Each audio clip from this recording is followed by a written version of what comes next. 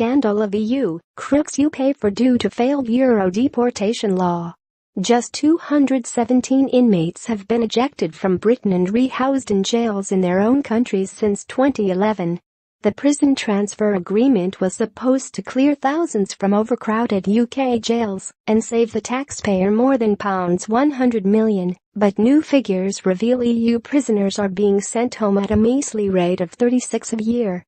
Sam Gyimah, the prisons minister, said that of the 4,100 EU citizens in jails across England and Wales at the end of September, 891 were Polish nationals as well as 638 Romanians, 424 Lithuanians, 245 Portuguese and 189 Dutch. Conservative MP Philip Hollowbone hit out at the ineffective directive. He said, far too few Euro criminals are being sent home under the EU prisoner transfer directive despite the fact that it is meant to be compulsory. One of the reasons for the low number of prisoners being returned to their home countries is the fact that it took until 2015 for all but two states, Ireland and Bulgaria, to put the plan in place. It was hoped that after 2015 the number of prisoners going back to the EU would rise, but so far this year only 61 have returned despite the Ministry of Justice originally identifying more than 4,400 inmates who could be deported.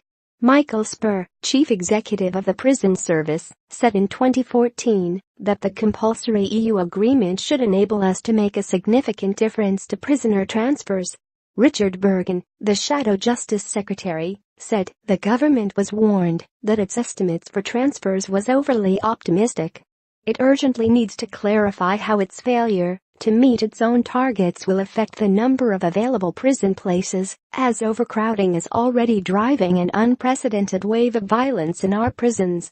A Ministry of Justice spokesman said transfer rates under the EU prisoner transfer agreement are increasing, but this is only one of our removal mechanisms, with 2,214 foreign national offenders removed under the early removal scheme in 2016-17.